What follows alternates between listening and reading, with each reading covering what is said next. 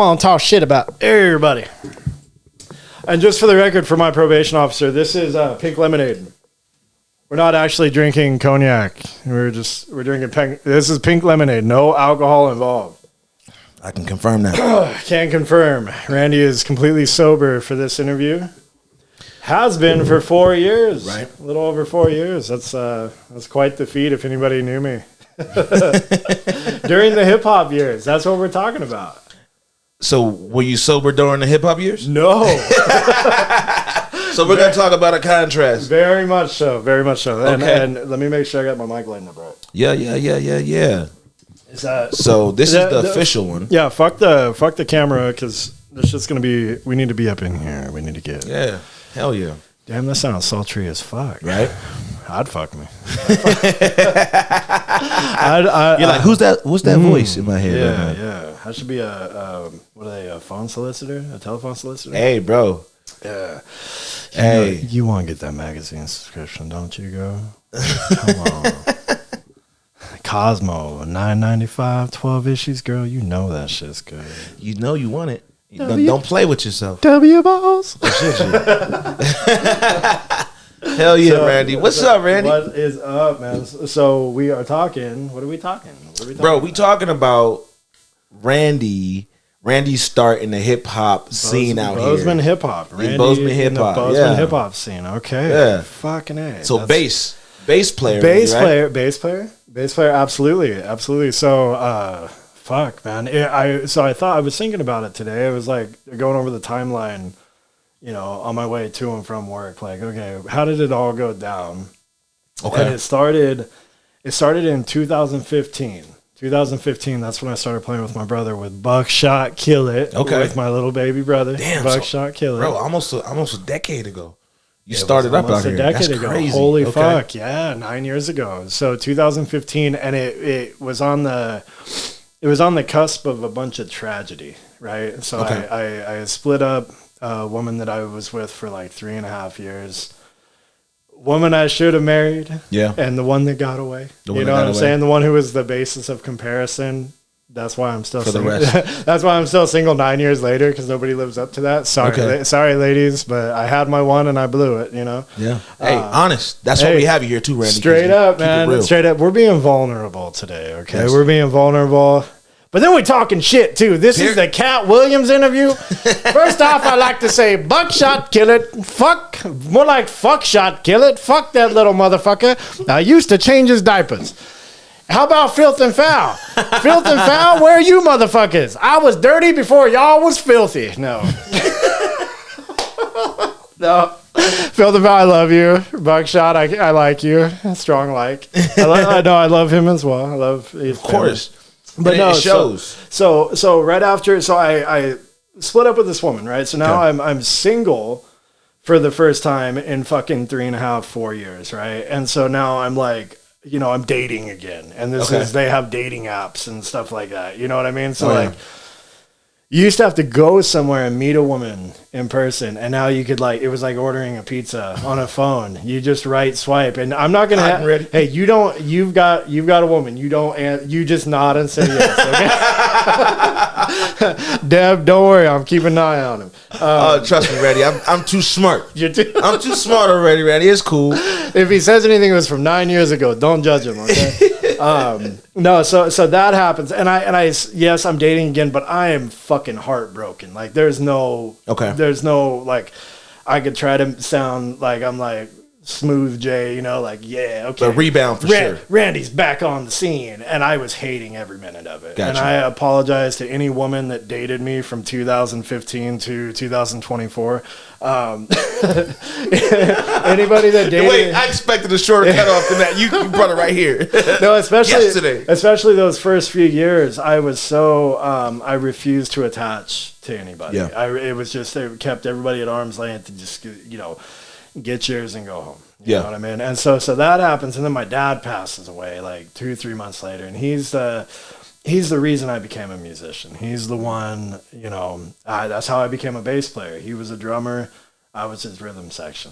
You know what I mean? And we used to jam for fucking hours. We got in the garage smoke a couple joints, and he would just go off, you know. And for me, it started with like Radar Love, you know, Okay. like, dum dum dum dum dum dum da, you know what I mean? Just feeling it, and just going. And that was what was cool about the bass. As a kid with little fingers, I couldn't. A guitar with the 6 strings, and to make a chord, you got to hold down 5 strings, and it was too much. But a bass, you can doom doo doom doo doom doo doom. You know what I mean? Just trickle along, you bro. can just fuck along with it, you know. And so Dad passes away, and I all of a sudden I had this like, I had this like fucking drive to for some whatever reason I need to create music. I need to make. You know, I need to make music in his honor, right? The problem with making music, we talked about this the other day, how it's a collaborative effort. You know what I'm saying? Like yes, I don't want to go and sit in a studio by myself. I can play the drums, I can play the bass, guitar, I can play piano, fucking whatever. But I don't want to be that guy that, okay, I play the bass and I do it all myself, because it's just going to sound like it's coming from one person. I want to collaborate. I want to work with the drum, because you go in. The way I like to make music is I like to let the drummer start, and then I throw the bass to what they're playing. Okay. And then once me and the drummer get it going, that's when the guitar player comes in and does his little silly shit. I don't like guitar players. Fuck guitar players.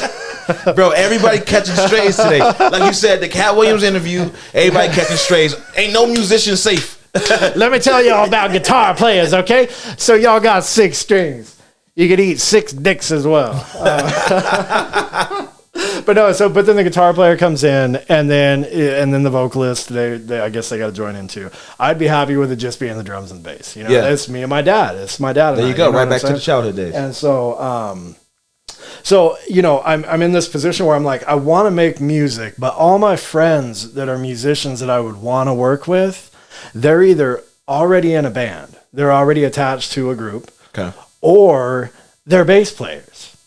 I got so many homies. Mark Wetstein, if you see this, hi Mark, I love you. No Shirt Kirk, her binder, I love you as well. Not as much as Mark though. Mark will get jealous. And so, you know, we would joke about, you know, we should have a band with 2 bass players. You'll be lead bass, I'll be rhythm bass. You know, whatever. You know, but it never was something that happened. And really, if you think about bands, like, a lot of people hate them, but like the Red Hot Chili Peppers. If you think about Incubus, you think, you think about the Beastie Boys, you know, that collaborative effort. There's 7 billion people on the planet, right? For those 4 musicians, Incubus, I think, is 5, Beastie Boys is 3, 4 if you include Mixmaster Mike.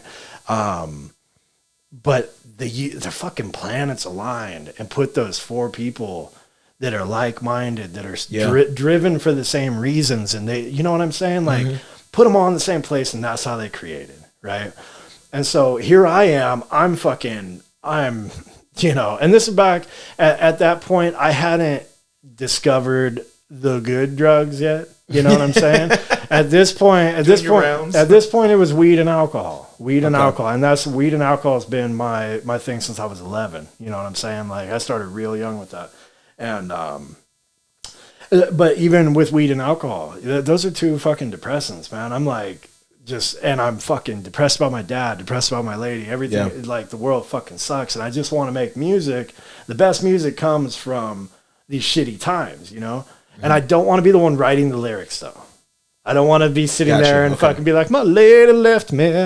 So you just want to provoke the emotion. I just want to make music is what it is. And fucking, if we got to put words to it, let him spill his heart out. I don't want people to know what's going on in my heart. I just want to make music. Okay. And so I'm not finding anybody to make music with. There's nobody that I can fuck with. And then it dawns on me, my brother, Rob Buckshot's been making music for a bit. And, you know, he had given me a CD. He'd given me one of the CDs that he made, and I put it on at home and I listened to it. And I'm like, okay, I can fuck with this. Like, it's okay. It's all right, Rob.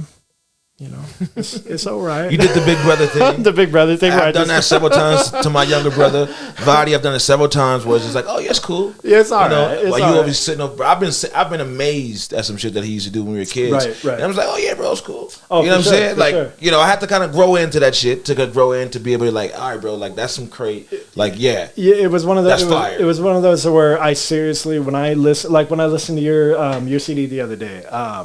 Was it Circles? Circles, Circles, right? So Circles, that's the one that stood out to me, and that's the one you use live bass on. Yeah. Brock made that beat, right? My boy 7160 made the beat, but Brock had live bass play to it. Gotcha. Okay. What's up, Brock? Too, man. Long time no see. He was in the, he was part of that. He almost just threw me off by using his real name again because, I said, I use Mello, so I had to be like, wait a minute. Yeah, Brock, and right, I'm so sorry. I'm not going to use anybody's rap names today. And I'm not going to use the real names, we'll balance each other out. And so I'm listening to my brother's CD that he gives me, compact disc, CD, as kids are calling it these days, right?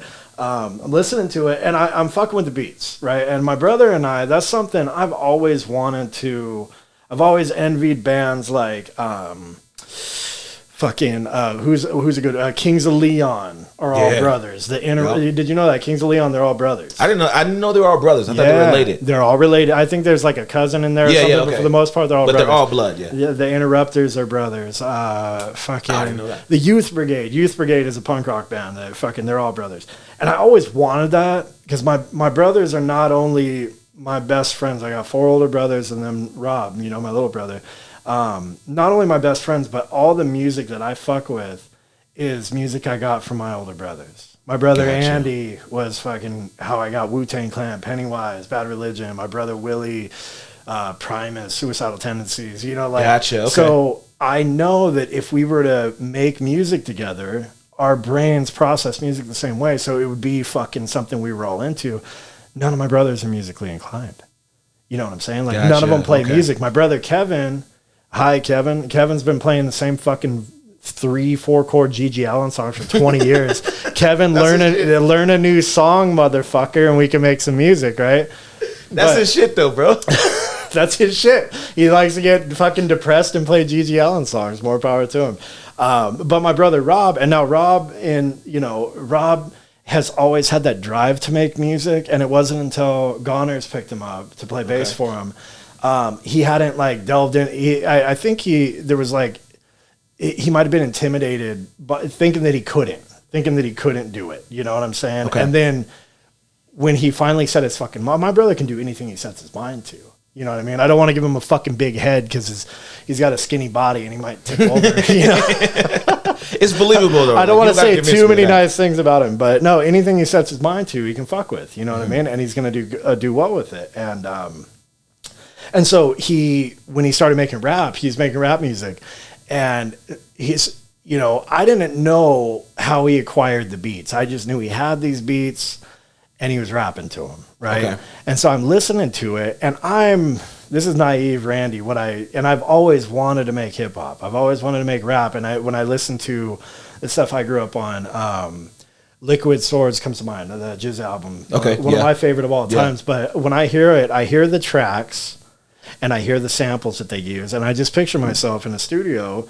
I could fucking do that all day, and I could make some cool shit that I would like. The rest of the world probably won't like it. Fuck the rest of the world. I would like it, and so it would be cool. Just based off the samples and the shit that you've heard. Just off what I heard, I'm inspired. I want to do this, right? So I'm thinking that my brother did all this. I'm like, whoa, fuck, dude, these beats are tight. Like, you know what I mean? Yeah. Like, but I'm listening to it, and I can hear. There might have been a song or two that they had a real bass, whoever made those beats. Uh-huh. But I know the difference between a bass guitar and between a keyboard bass. Gotcha. Where it's doom, doom, doom, doom, doom, doom, doom, doom, doom. You know what I mean? Mm-hmm. And it's okay. It works with some songs. But for me, the way my brain processes, if I hear that, I'm just like, eh. Yeah. I'll find something else in the song to attach to. Gotcha. So, okay, the bass might be trash, but I like the saxophone. All right, so I'm listening to the saxophone. Like my brain on music. I hear music different, and so anyway, so I'm listening to this CD. I'm getting high, I'm getting drunk, and what I used to do and now I do it sober, but I'm getting high, getting drunk. I would put on a CD and I would play with the CD start to finish. Gotcha. And like I do that, like Sublime's albums are my favorite to do that too. I just love Sublime bass lines. And something about when you're fucking 3 joints in, you're like a 40 ounce in, you like are channeling Bradley. You know what I'm saying? You're like, I'm part of the band right now. Because you know that's how they were when they wrote it. Absolutely. Absolutely. And when you're playing along to a CD like that, it's always right on time. Yeah. So the drummer's right on time, and you hone in on your skills. You know, you become tight like that. So I fuck with his CD. I throw bass lines to every song. And I presented to him, you know, like, dude, you got to hear this. You got to hear this. And Rob was all about it. And Rob, you know, he's been my fucking best friend since he popped out. You know what I'm saying? Like, I love my little brother dearly. And we've always wanted to do this together. And so fucking let's do it. Yeah. Let's do it, you know. And I want to say it might have been at the Zebra. Rob, you can correct me if you hear this. And it might have been the Zebra, but I remember my first hip hop show going with him. I'd never been to one up here in Bozeman. You know what I'm saying? Like, I'd never been to a hip hop show here. So I remember going, and I'm not gonna hate on nobody for real, okay? Like the Cat Williams fake. No hating, just truth. I'm not hating at all, and everybody's super kind. Everybody's super kind, and that's the funny thing is that everybody was so nice. It wasn't like a fucking you go to a hip hop show in Los Angeles. Yeah. Somebody might get shot. But you got to watch your back and shit. Kind of make sure the wall is tight. Right. You know. Somebody might get shot. And but everybody was really cool. But it was like there was like 5 or 6 openers, and I would learn, because I was on that. I think I did it for about 5 years, maybe 5 or 6 years on and off. Okay. You know what I mean? Part of that scene. And that was a common thing. There'd be like anywhere from like 5 to 10 openers, right? And some of them stood out. Some of them stood out, but there was like a 60% ratio where it's just some dude just fucking trying it out. Yeah. They downloaded some beats online and they fucking came up with some rhymes and more like karaoke. Yes, so, okay. Exactly. Hip hop karaoke. That's what I was calling it. It was like I was watching stuff. I'm like, man, it literally looks like hip hop karaoke. Yeah. And you know what I'm saying? And it was, I'm watching, I'm just like, oh man, fuck, is this what Rob does? Is this like, oh no, you're like, I seriously like, I touched the cord. There, are we back? We're back. We're in there. I think we're good. I can there we go. There you go. Okay, don't touch. Hands up. Hands up. Hands up. I think Rob's got a song too. Hands to yourself or something like that. Anyway. So I have so much pride in my family, in my brother, that I'm like, okay, I don't ever want him to be perceived like that. I don't want some guy to be sitting in the crowd going, oh, who's this fucking jack off, And so I'm like, okay, I remember getting on stage with him for the first time, and that I plug in my bass, and not knowing that I was already turned on to the rest. I was probably the Zebra. I would say it's at the Zebra. Yeah. Not knowing that I'm going through the house speakers yet. I think that I'm still off. I hit the open E string, that boom. You know what I'm saying? Like just that boom. And I'm like, oh fuck. Rattled the room. Yes, but it shook everybody. Everybody in the bar's fucking head turned towards the stage. It's like, did somebody drop a monitor? Did somebody fucking, like, what happened? Whoa. But it's me up there, just, and then Rob starts, Rob's a hell of a fucking front man. He's a hell of an MC. Oh, absolutely. And he starts talking his shit like he does, yo, I don't know. So he starts going, but Randy with his stereotypical rapper intro, yo. Yo, Bozeman, what's up? What it do? So anyway, but now what I've noticed is the guys opening before us, everybody in the audience is just standing there staring. Okay. And you know this. You know what I'm talking about. They're just standing there holding their drink, maybe nodding their head, but they're not doing shit. Yeah. Right? And for me, your goal as an artist, you're up on the stage, you're the jester, you're the house clown, right? You want to evoke an emotion from your audience, right? Otherwise, what are you doing it for? I don't ever want to play and watch a crowd full of people standing there staring at me. I don't like being stared at anyway. Yeah.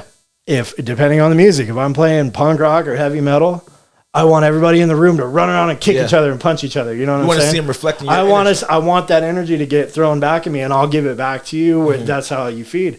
But if it's hip hop, or if I'm playing funk or soul or fucking jazz, anything, I want them to dance. And I love to dance. I love dancing like with a woman that knows how to dance. That's my shit. I get down. I get down. Cut rugs up, Randy. I get down. I'm not even. Well, that'll be a whole nother episode on my dancing. Right. I love dancing with somebody that knows how to dance, and it's a hard thing in the city of Bozeman. It's like going to the Wonder Bread factory, and you're just like, all right, who knows how to dance? And they're out there trying to twerk, and they ain't got no ass, dude. Bro, that's actually what attracted me to Deb was the fact that she danced so well. Did she dance, right? Yeah, yes. She was a break dancer and she put it together well. Oh, she actually, that's right. She actually break danced. Yeah. And Debbie Deb, what's up? Yeah. Shout out Debbie. Shout out Debbie Deb. So anyway, but I noticed though, as I get, and I'm just into it. We're going, right? And playing along with my brother and Liam, they've got an energy about the two of them. And that was back when Liam was still a train wreck. Liam's what's his rap? Wicked Mick. I gotta. is that his rap Wicked name? Mick is his rap name. Bro, name. I have no idea. So Liam's the only person that I know him by name. Okay, That's Liam. Okay. So he's Liam McCormick. So Liam McCormick, and he's like Irish as fuck. So the Wicked Mick. You know, I love his rap name. And Liam's actually so Liam is one of the most brilliant humans that I know. Yeah, like sit down and talk with him. Right, he's a brilliant. I can see it, bro. He has a wise face. It's a fucking. If you get him going, he geeks out on some shit. Yeah, and he's one of those. And we both geek out on our own shit. So when we get back and I love you, Liam. We're both Libras. We're both fucking. And I don't know about all that astrology shit. But anyway. So this is back when Liam's still a fucking train wreck. Right. Okay. So his energy that he brought to his show, that was fueled by some shit. That was like, I'm not gonna throw him under the bus too hard, but that motherfucker was, he was notorious. He would unplug my bass every show. He would at least one time unplug my bass. While you're playing? While I'm playing. Because he would get so into it, he'd trip over my chord, and I would even like lay it out like, here's where the chord is. Wicked Mick, and he would Wicked Mick right through it. He'd Wicked Mick right through it, you know. But I noticed when we started playing, we got it. The audience was dancing. Yeah, they're holy moving. Fuck! And I got stoked on that. Yeah, I got stoked on that. But now here's where I'm like, oh, this is fucking dope. Okay, and now I see what the potential is. Here's the audience, and Nickel. Shout out to Nick and Nickel B. What is Contact Shane? You know him as Shane. I do know Shane's name too. But Contact. So we're gonna call him Contact today. Hi Shane, Contact. Well, anyway, like it's some like secret or something. But no, like Nick and Shane were always so welcoming to us. So like we were always on the fucking set. We you know, they fucking appreciated us being there, and we appreciated being there. And now I see, I'm like, oh fuck, and we're opening for all of a sudden we're just like, bam, like my first show with Filth and Foul, we opened for Sir Mix a lot. You know what I'm saying? Crazy. So like now it's like big butts, beepers, beepers, beepers. So anyway, but now it's like there's some potential here. Oh fuck, okay, like I'm sitting backstage right now, fucking having a drink with fucking Afro Man. You know what I'm saying? Like he's drinking out of a fucking goblet and I'm drinking a PBR, but whatever, you know. It is what it is. His goblets are the coolest, but right. Bro, I'm telling you, we got style today. These are all right. You know cheers, homie. Cheers to Martha too. Right? I don't know if we got her in the shot and Snoop. Oh yeah. So anyway, so I'm seeing the potential in it, and it's like, okay, so I got these songs that here's Rob's set disc, and I want to make some music now. I want to make something. Let's get in the fucking studio. Let's make it. And it's like, whoa, we don't really make the beats. We buy the beats. Where do you buy the fucking beats from? And I find out that you just buy them online. Yeah. You buy them online from producers that are doing it. And I'm like, well, where's the producer? I want to go to the producer. Fuck. Like you got a guy. You want those connections. You got a guy out of Oklahoma. Yeah. Right. I'm not going to go to Oklahoma and fuck with him. I want somebody. I want somebody to get in the studio and work with somebody. So our proximity. You're right down the street from me, right? You're like a block away. Mm-hmm. That's what I want. I want a homeboy that I can just fucking hit up and be like, hey, you want to fuck with some music tonight and go chill for 2-3 hours and just fuck with shit and see what we can come up with. Yeah. That wasn't an option. That it was, no, we get our beats online. And then it was like, well, I can get the beat and we can try to mix your bass line to it. No, it'll never sound as good. It'll never sound as good. It'll never sound right. And even if the bass line on the track is mediocre, it still sounds better because it was mixed with the original mix. Gotcha. So I'm like, okay, that's not going to happen. That's not going to, that's not an option. But I'm still having fun. Yeah. I'm still having fun at the shows playing live. Like to play music felt good. Every night I played, I felt like I was channeling my dad. You know what I'm saying? I was bringing that energy down, and eventually I end up, and then Filth and Foul picked me up. I start playing with Filth and Foul, and I no blowing smoke on nobody's house. I enjoy. There's another group, their stage presence. Yeah, fucking Nickel is a master of ceremonies. Oh, absolutely. That's what an MC is. That's what he does. He fucking does it. You know what I'm saying? That's what he does. And he, if you notice, while he performs, his hand motions with every song and shit, his shit is low key choreographed. You know what I'm saying? Like, he's not getting into it. He's not like, girl, it's true. You know what I mean? Like, when it's just you.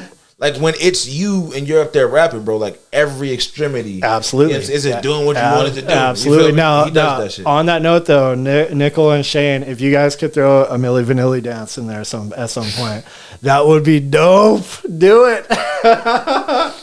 I'm so down. But no, now I'm playing with Nickel and Shane. And their beats. Fucking now, Shane... He is a producer. Shane's got the lab. Mm-hmm. Shane's got the lab. He's doing it. He's making the beats, right?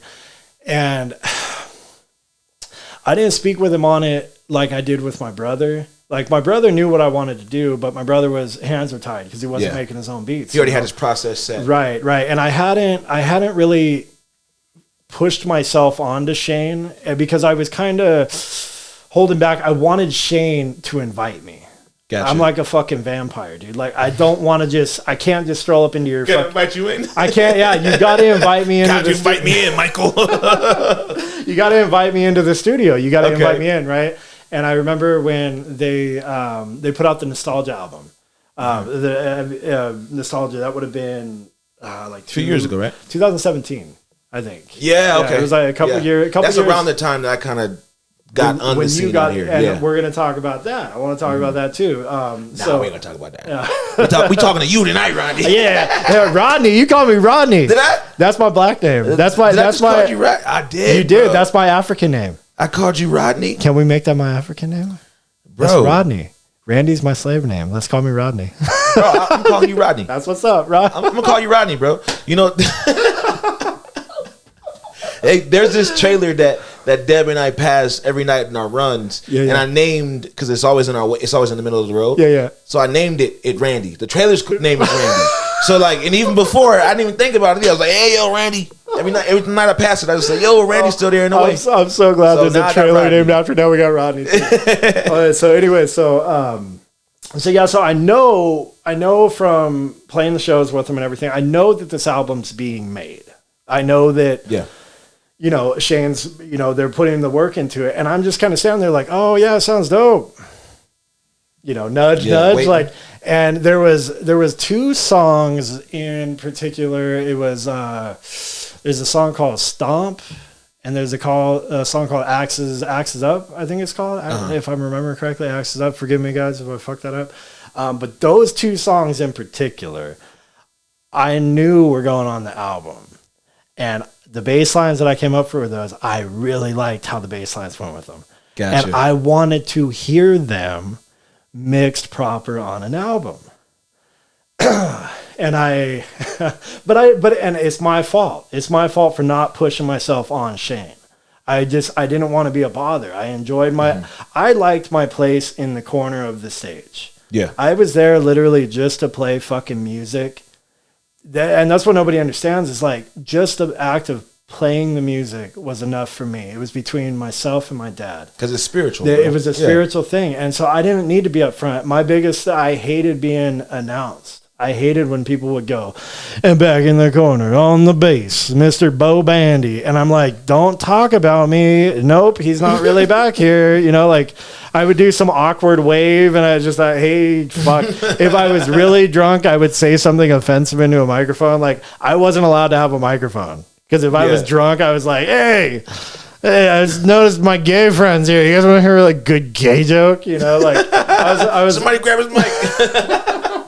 Dude, keep the mic away from Randy. Everybody knows that, right? And that's good to know, though. You don't like getting shouted out because if you were on the stage with me, that's the first thing I do. Like I like calling attention to everybody else on the stage if they're up there with me. And it's one of those things I've accepted now. I accept that that's part of everybody. You have to do it. Just make it quick.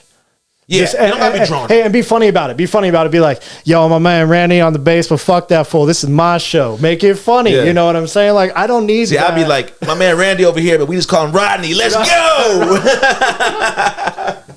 So anyway, and then the album comes out. Nostalgia comes out, and I go straight to those tracks. I go straight to Axes Up. I go straight to Stomp. Yeah, because those are your favorite ones.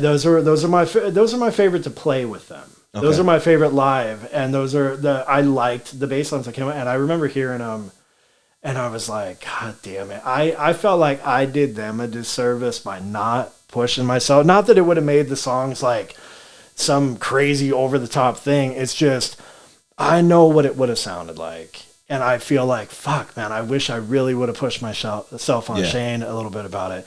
But in the future, you know, like, who knows? Maybe someday, Shane, let's open the... after this. Let's open the files, and now the pressure's on. Now I got to remember the bass lines. Now it's been fucking however many years. But no, and then at that point, though, now I've been doing it for a few years. I've been doing it 2-3 years. And I would... You know, I would play with I'd play with my brother. I'd play with Filth and Foul. I'd play with fucking Connor and Anthony, GGC. I think they went by GGC. Okay. Kendra, Diane Breed, Tom Vick. Anybody who, and it was literally, and I'm following further and further into my substance abuse, right? So I'm just fucking high. I'm fucking drunk, and I'm here to play my bass. I don't want to be backstage talking to everybody. Yeah. I don't want to fucking, you know what I'm saying? Like, if I'm not on this stage, I'm going to be in the bathroom getting high. Yeah. I'm not even getting high with everybody because I don't want to share my shit. You know what I'm saying? Like Theo Vaughn calls it the coke ghost, the blow ghost. Whoa, you know? Like fuck all this social drug use. I'm doing this alone, I'll save it. I'm going to go get high in the bathroom, and then I'm going to come get high on your shit. I'm doubling down. I'm giving away my drug addict secrets. What happens in the manager's office at the Zebra stays in the manager's office at the Zebra. Right? I believe it. So and so I'm falling deeper and deeper into this fucking just where I'm playing the same songs. I'm playing at the same bars. This isn't a creative outlet anymore. I'm not creating anything. I'm just a fucking... You know, I'm a stage prop. I'm a stage prop for these groups where, I mean, these motherfuckers, and not like just Filth and Foul, my brother, fucking anybody that I'm playing with.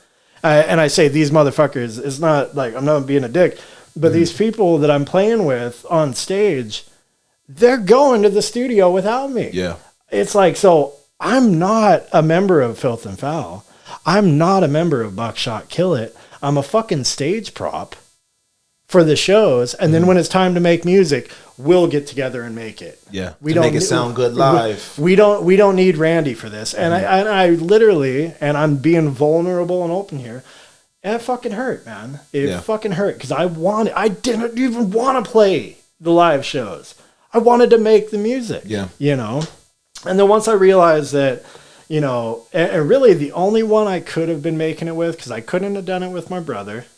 And I'm not going to name drop anybody. There was a lot of other artists that would say they want to fuck with you. Mm-hmm. And then you show up at their pad and it's just a fucking party. Yeah. It's just like, yeah, we should fuck with something. After we fucking do all this illegal shit that Randy shouldn't be talking about on a podcast. Yeah. You know what I'm saying? And then it's 4 a.m. all of a sudden. It's like, man, we haven't done shit. We haven't, you know what I'm saying? We haven't done fucking we'll try tomorrow. and not even tomorrow. Fucking, I'll see you in 6 weeks. You know what I'm saying? It's like, so basically, we're not going to do anything Except for sit up and fucking do illegal shit till 6 in the morning, till the sun comes up. Yeah, till and hope I 6 see in you the again morning. soon. Exactly, and it ain't ever gonna happen. So, Funny as 6 hell, in the morning. Bro, that's the lifestyle. I got a pocket full of rubbers and my homeboys do too. I don't remember wearing them, but I had them in my pocket. Making all these babies running around anyway. But I think that's the lifestyle that people kind of get more in love with than the creation of art. And I wasn't in love with it. I wasn't Yeah. in love with it. It was one of those where you do it out of necessity. And here I am. I'm trying to be a functional addict. Mm-hmm. I'm still got my kid. You know, this is prior to Ivy being born. I had just had my son, you know, and not just had my son. I love my son, my best friend in the world, you know, but I still, I dropped my son off at school at 7:00 that morning. I was up at 6:00 packing his lunch, making him breakfast. Mm-hmm. I dropped him off at school. I went and painted a fucking house. I got home, made him dinner, got him lined up with the sitter. And then I got to the bar and our fucking band goes on at 10:00. All you motherfuckers been sleeping in and doing whatever. I've been going since 5 in the morning. Give me some fucking pick me up. Yeah. You know what I'm saying? Like, I hear you. I need to keep going. Yeah. And then anybody that fucks with that, you know,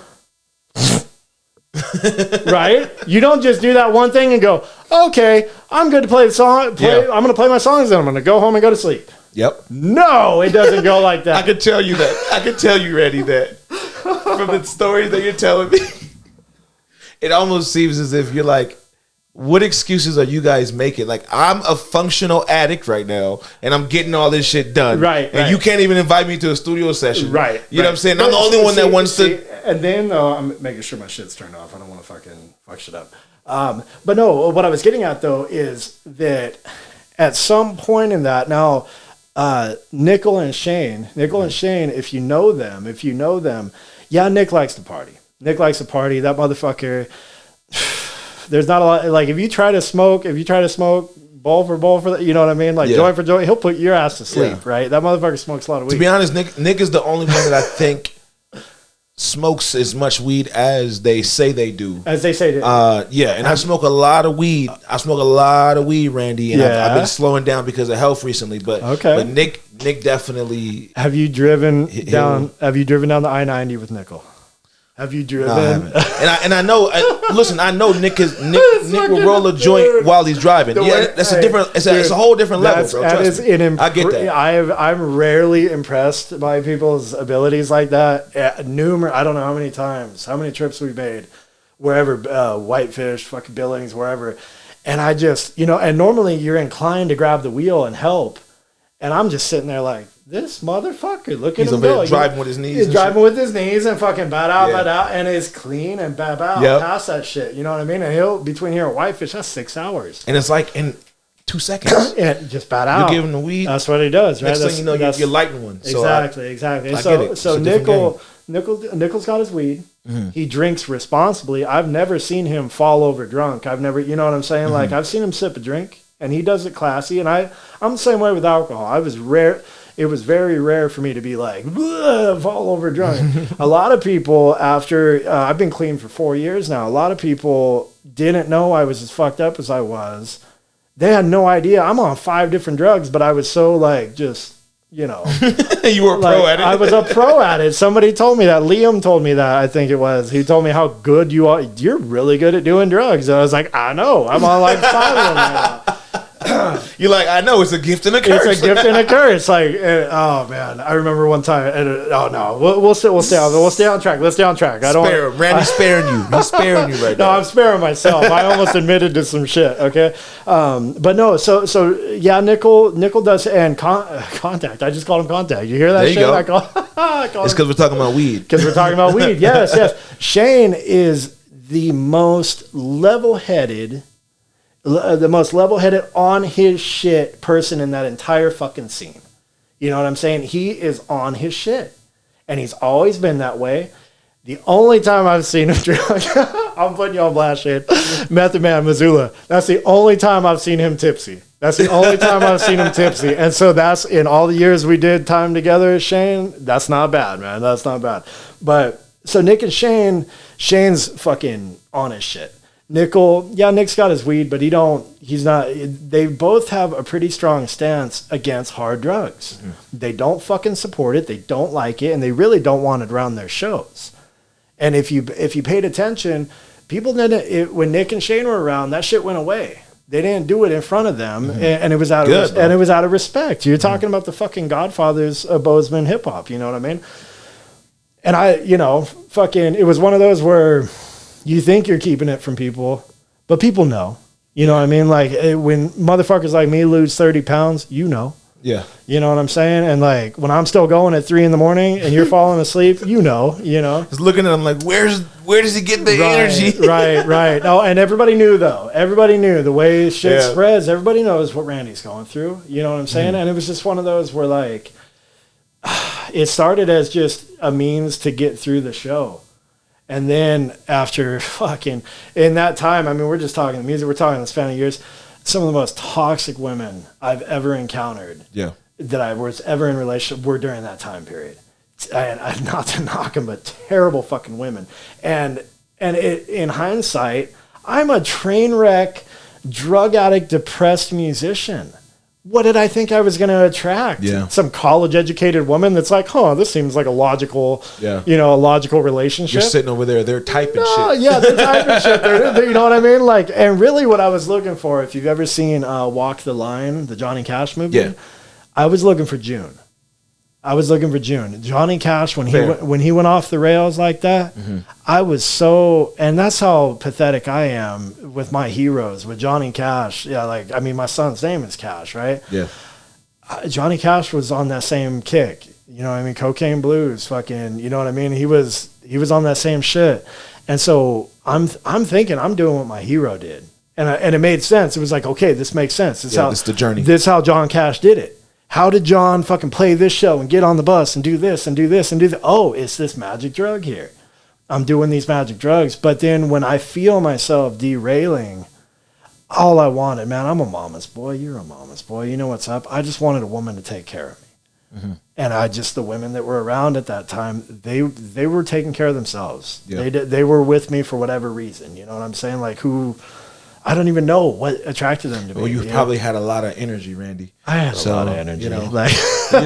Drugs do usually attach to getting except for that blocaine, dude. That blocaine, hell no, dude. Like, that's the worst. That's the worst part about cocaine, man. That's the worst part, because your chick's gonna get all like time to go, and you're like, I'm ready to go too. How about you? Wait a minute. How about you? I hope you like fellatio. Anyway, so that's terrible. Anyway, how about you? Hey, brother, come on. I thought we were on the same team. Come on, buddy. Let's do this. So anyway. So the only person that was part of that I could have got in with, I had burned that bridge. Because Nickel and Shane, they're not the type, and Nickel and Shane being part of this scene and the mutual friends that we have, and through the boxing community and everything, they're used to their friends going off the tracks. They're used to their friends being fuck ups. One of our best mutual friends is locked up right now. You know, I'm not going to name drop him, but like, they're accustomed to their friends being fuck ups. And they're not going to fucking tell you off about it. Nick and Shane weren't going to pull me aside and go, hey, Randy, it's time for an intervention. We noticed you're losing some weight. You know, they just won't fuck with you. Yeah. So I stopped getting the phone calls. I took this writing was on the wall. Like, I go onto Facebook, Filth and Foul's got a show in 3 weeks. I haven't got a text from fucking Nick. I haven't got a text from Shane. Mm-hmm. They must not want a bass player.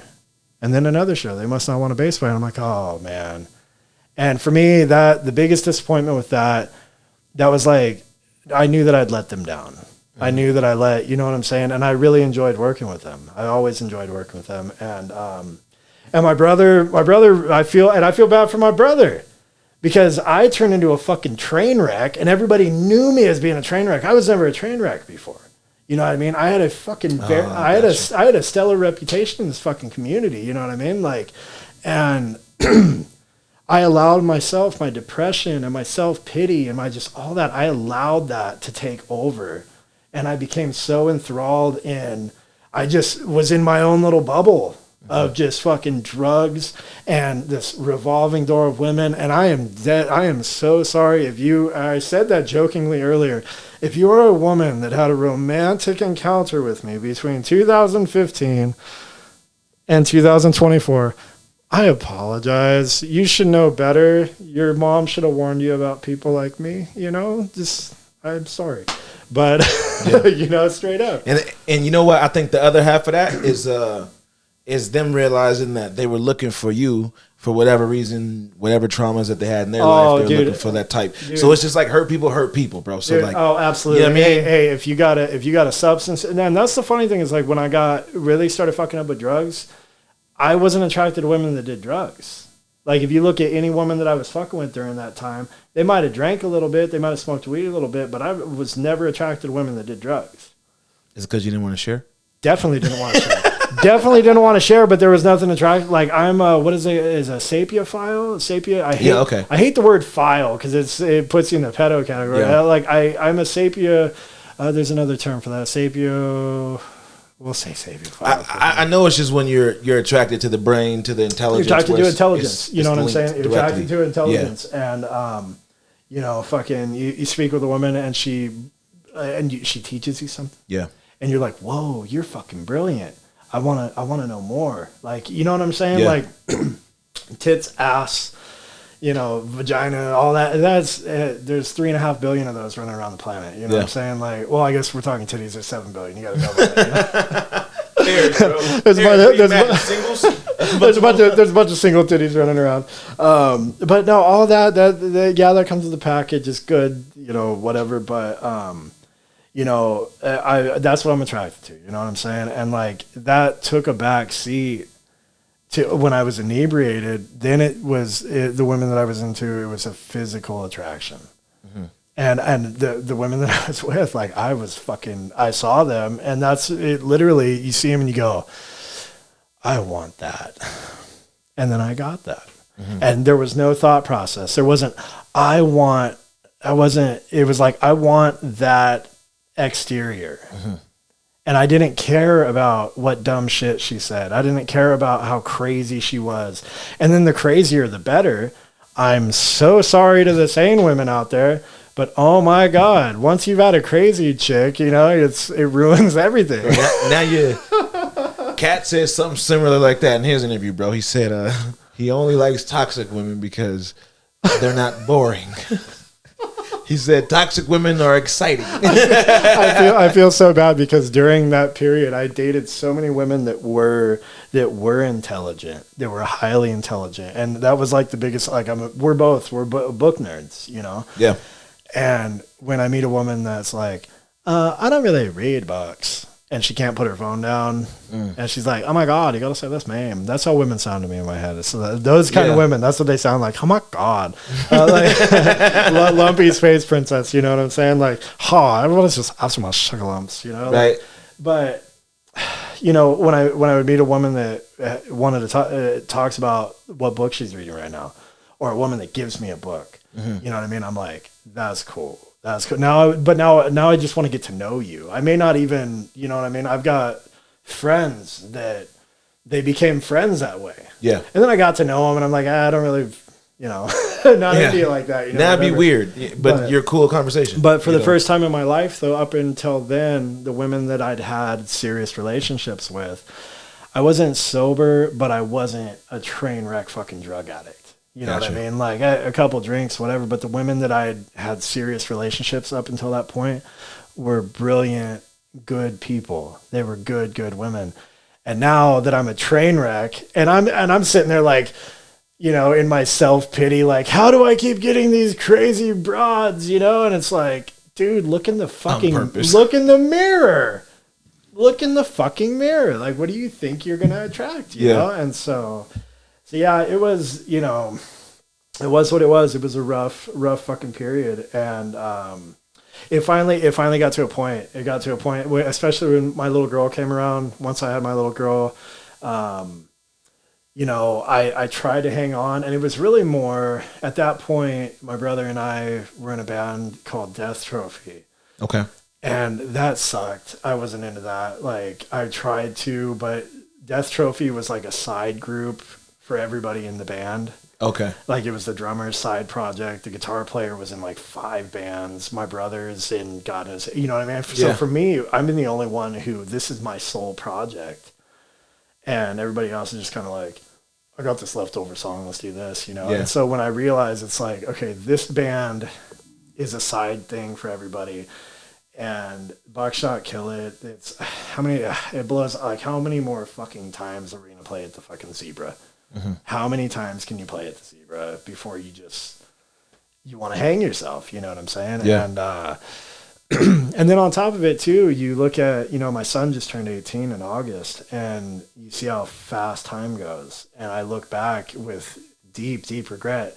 How much time did I lose with my son playing these fucking shows that went nowhere? I was a fucking stage prop. You know what I'm saying? Mm-hmm. Like, and just granted, for me, it was part of the mourning process of losing my father. But, you know, I don't want to give up that time with my little girl. Yeah. I don't want to lose that time with my daughter. And so now, and then on top of it, getting sober, like when you get clean, right?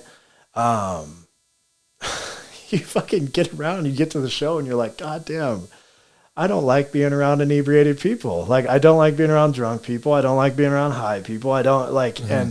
and it's not even a temptation.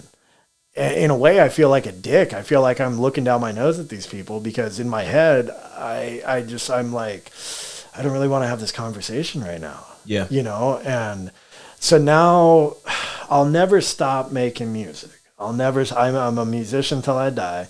It's not priority at this point. As of up until us linking up, my priority, I had a therapist years ago. They told me with, Adderall and all that shit, when they put me on Adderall, that's what started me on the fucking hard drugs. When I got the bottle and I'm like, oh, amphetamine. Oh, okay. Yeah. I'll take fucking 5 of these motherfuckers.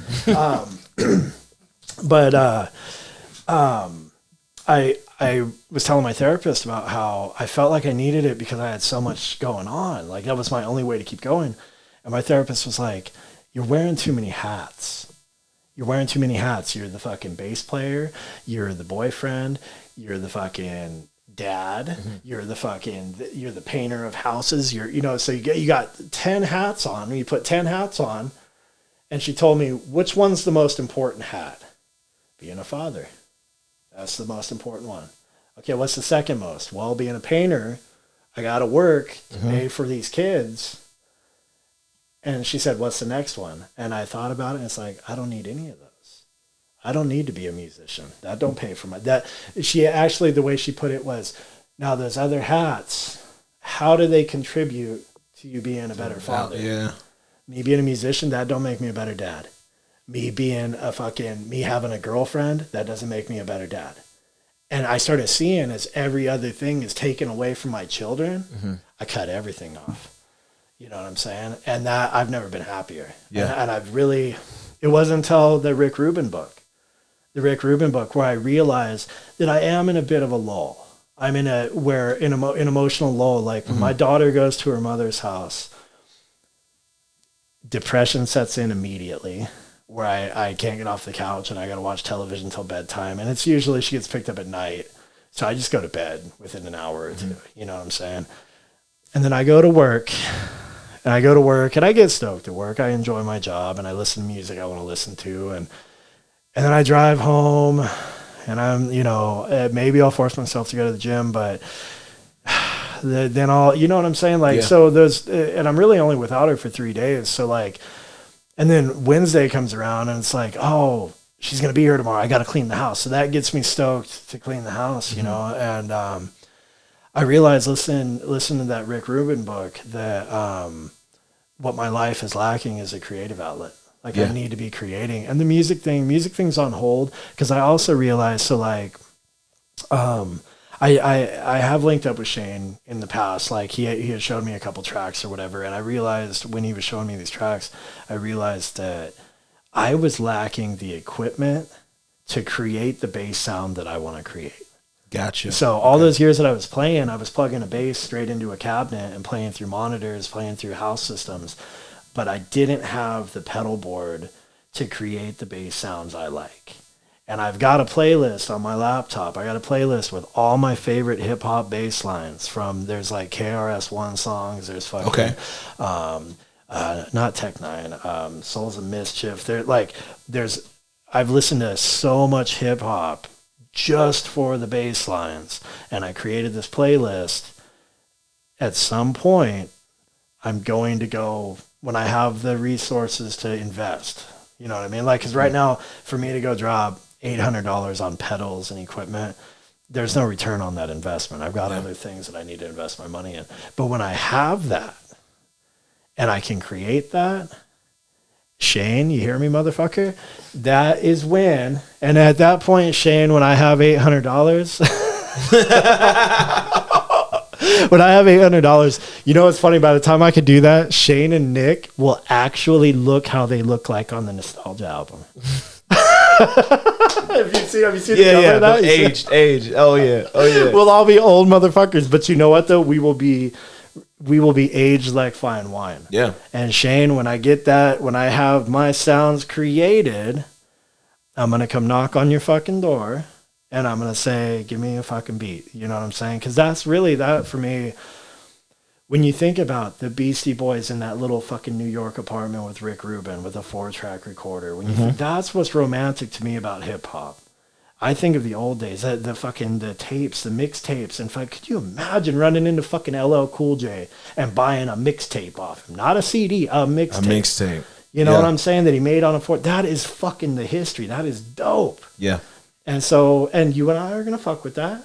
Oh, bro, 100%. We're gonna fuck with it. It is what it is, bro. But and we got some creation to do because creating's not just music. See, and you guys have no clue. You guys have no clue. So we are gonna be creating some stuff. And right now, I'm just not inspired musically. That's where you come in. You're gonna hit me up and you're gonna be like, hey, you fuck with this beat, and I'm gonna fuck with it. I know I'm gonna fuck with it because I just. I know there's very few artists that, local artists that like I put their shit on and I fuck with their CD. Like I love my friends that were part of the scene. I love them all so much.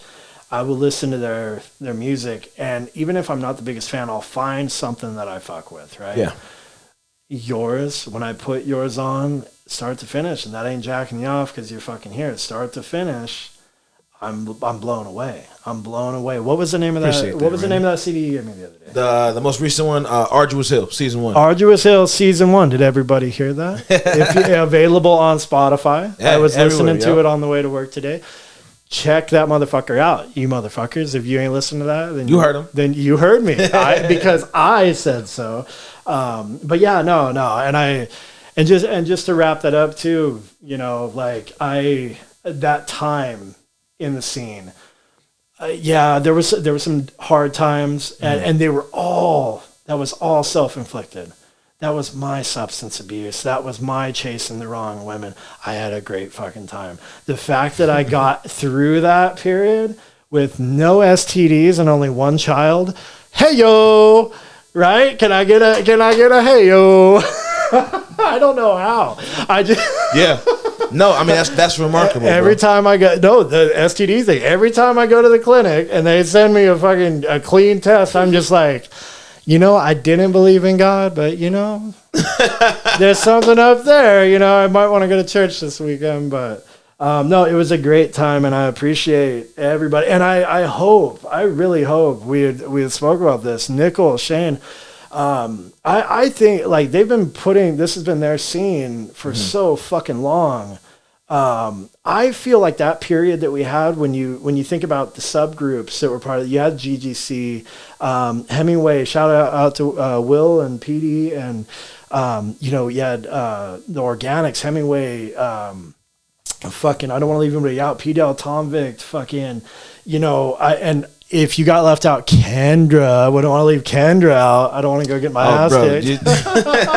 Bro, say what you said the other day about how you feel about Kendra in relation to everybody else. Oh, she's because that was the realest shit. She's better than everybody. Yeah. Yeah. Oh, straight up. Yeah. Straight up. Like- That's like, oh, you know what? And I will peep on that. We'll cut it off at about an hour. Is that okay? Yeah. Cut it off at about an hour. So when I met Kendra, which is funny because Kendra is one of the, she's one of the strongest, like, confident human beings that I've ever met, you know, like face to face. Right.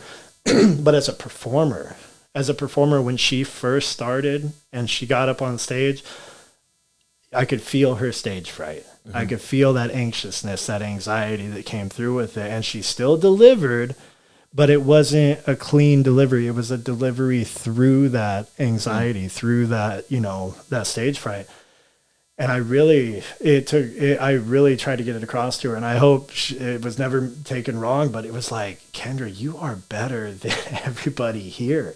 Mm-hmm. Look at these motherfuckers going up here with no fear, no anxiety, and they're trash.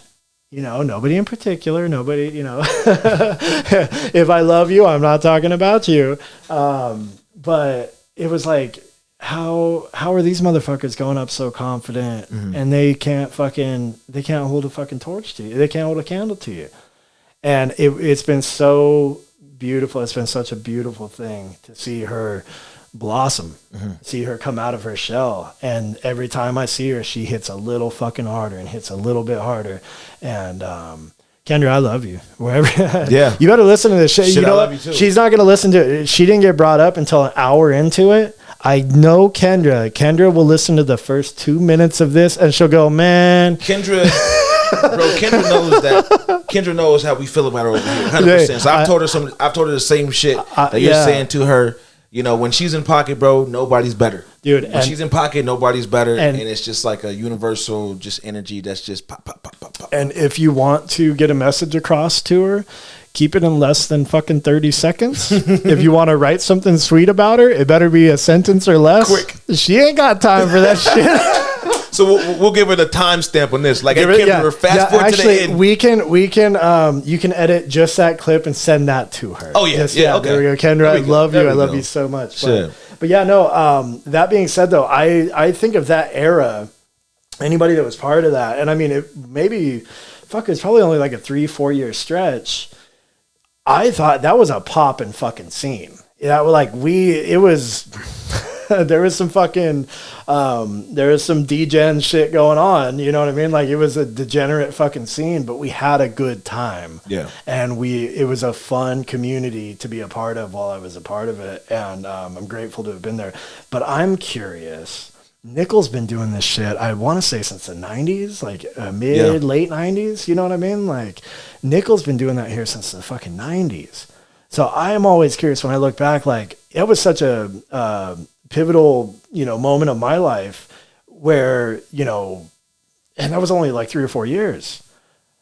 I'm curious how our little section of that compared to the past ones. The whole, yeah. Because I've seen pictures, and there's some hard motherfuckers. They used to be a lot more gangster. Like, those motherfuckers were fighting rednecks and shit. You know what I'm saying? I've heard a few stories from Nick, bro. Yeah. And to carry the torch that long ago, it was you definitely weren't gaining as much as you were putting out. Right. You know, not at all. You feel me? So it took sacrifice. So I'm calling him out. I'm calling Nickel out. I'm calling Shane. If you could get either one of them, if you could get I want them both, bro. If you could get them both, if you could get them both, that would be cool. If you could get Nickel, if I were you, I'd get one at a time. I'd get, you know what I'm saying? Because if you get Nick and Shane in the same room, Shane will throw some input in, but Nick's gonna tell all the stories. Yeah, okay. So you need to get Nickel in, and then you need to get Shane in, and you need to put the spotlight on Shane and be like, all right, so tell us how it really is, you know? Right. See, that's what I'll try to do. I'll try to get one, like a filter and file one, and then a contact. And if you could, like, because I mean, get them both together for the filter and file story. Mm-hmm. Get Nick's his story of just fucking, I swear to God, you could do a 10-part episode just on Nick's stories. You know what I mean? And like, and this is a quick summary. I hope I'm not giving nobody's secrets away. Okay, a lot of that time is going to go to the grave with me. But yeah, and then get Shane in and all the stuff he's fucking with. I haven't kicked it with him since he started fucking with turntables. I love turntables. Yeah. Like I love real DJs. Like, so I get Shane and pick his. And Shane, bro, Shane's a student of the craft, bro. Shane, so there's a couple of guys out here that I've run into that are just, they've been living this for like as long as they were kids, and you can tell. Even being way out here, and Shane's definitely one of those cats. Mello too. Mello's like they study this shit, so it's almost like they've been just listening to records their whole life, and it wasn't like for us, it was almost like a rite of passage to get into hip hop. You know what I'm saying? Right. Like we're around, we're in the culture. You rap, want to rap, get in the mic, rap. Right. Out here, it's almost like you have to study your way in, because if you don't have the knowledge behind you, people are gonna look at you and say, "Oh, you're a culture vulture, or you're this, you're that." So like those guys are definitely like students. And bro. I've seen Shane have conversations with people, and they'll bring up some artist that I don't know who the fuck that is. I have the most basic knowledge of hip hop. You know what I'm like, straight up. Hip hop 101. I didn't even know hip hop until I'd heard. The first time I heard of hip hop would have been in reference to A Tribe Called Quest. Okay. You know what I'm saying? That's like, not a bad intro. But what I'm saying is like I never even heard the term hip hop. All I knew was gangster rap. Mm-hmm. Like there was fucking punk rock and there was gangster rap. Yeah. I was on the West Coast. You know what I mean? I didn't even listen to Mobb Deep until I played with Mobb Deep. I didn't listen to Mobb Deep because Pac told me not to. Pac told me not to listen to Mobb Deep. Yeah. You know what I'm saying? Yeah. Bro, and unfortunately, that was how it was. Our idols, bro. Hey, and that's right. and I'm on the West Coast, and so you feel this like, you know, like, all right, fuck Mobb Deep. Yeah. And then all of a sudden, and then you're chilling with Mobb Deep, and you're like, you guys are actually. Bro, I was in the same shit with Biggie. You know what I'm saying? Pac said, "Fuck Biggie." You know, first of all, fuck that. yes, and Biggie was pretty good. But Biggie, I fuck with Biggie, but I was listening to Biggie. I was like, all right, man, nah, bro. All right, so we got to close this off with we'll tell you my Mobb Deep story. Have I told you the Mobb Deep story? I don't think so. Okay, so we're playing with Mobb Deep in Whitefish, right? Okay. Whitefish. And we're doing sound check. So have you been to Casey's Bar up in Whitefish? That fucking I haven't. I've only seen pictures of that one. Beautiful venue. I hear it's the best one. It's like the size of Rialto, size of the Rialto, but the investors put millions. They put a lot of money into it. Beautiful, beautiful venue. Okay. The green room's got a toilet that opens by itself. It's fucking... It's fancy. It might even have a bidet. I don't know. Damn. But we played there a lot, man. We played there a lot back in the day. And so we're playing there with Mobb Deep, and we're sound checking. So the only people in the venue are the employees, the sound guys, myself, Shane, the other artists. And all of Mobb Deep's crew is sitting at the bar, right? So there's probably like 8 or 9 of them, right? Mm-hmm. And have you seen those guys in person? I haven't. Okay, so we were talking about Wesley Snipes Black the other night. Yeah. They got some dark fools in their crew. Like some dark, you know what I'm saying? Yeah. Like, and in that light, like you literally just see eyeballs looking at you. Like, you know what I'm saying? Like they're really, really dark. Yeah. And so everybody's going through their sound check. Mobb Deep sitting at the bar, you know, and they call me up and, okay, can we get a little bit of bass up there? Get a little bit of bass. And okay, and I warm up. My warm up song is "Hit 'Em Up" by Tupac. Right? Why am I not surprised? That's one of the first hip hop bass lines I learned how to play, and it's fucking and one of the best, bro. Doom doom doom, doo doo doom doom doom. Do do do do do do do do do do do do. You know what I'm saying? That, and I just like it for that. I just like it for that. Do do do do do. So I'm playing through this. The sound guy is not even. He's just saying, "Okay, give me a bass line." I'm like, "I got you." Doom doom doom, and he's turning it up, and it's getting loud, and I'm just fucking rocking it, not even thinking. And he's like, "Okay, how does it sound on your monitors?" And can I get a little bit in stage lifts, you know? And I look over and Shane is standing on the side of the stage and Shane's going, play something else.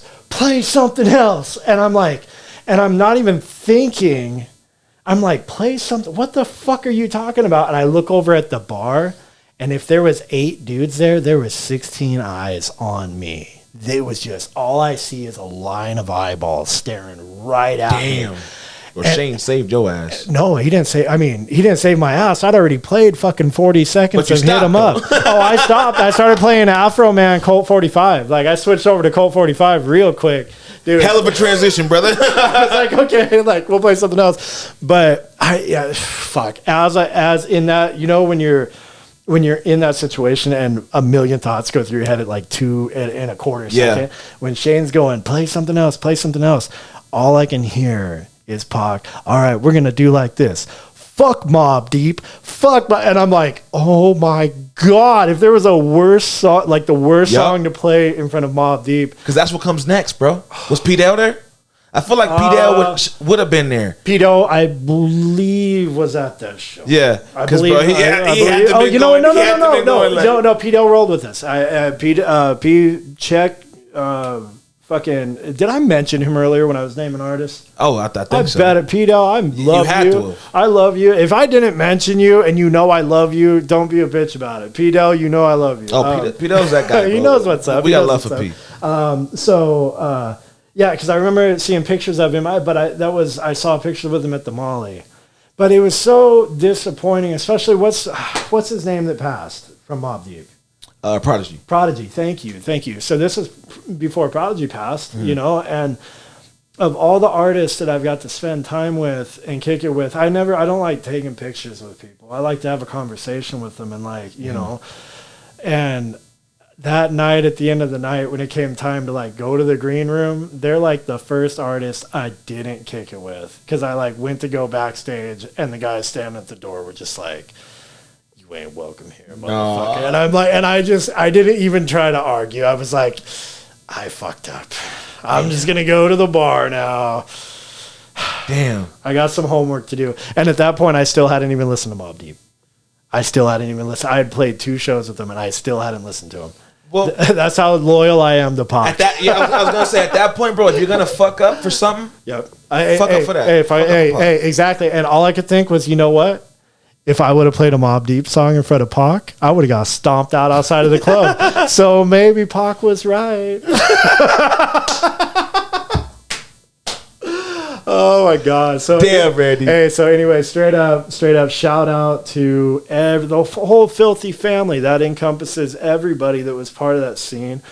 Thank you guys for putting up with my shit. I'm sorry that I was such a train wreck. I'm here cheersing my boy Anthony. What's your rap name? A-Trip. I'm teasing, dude. I know.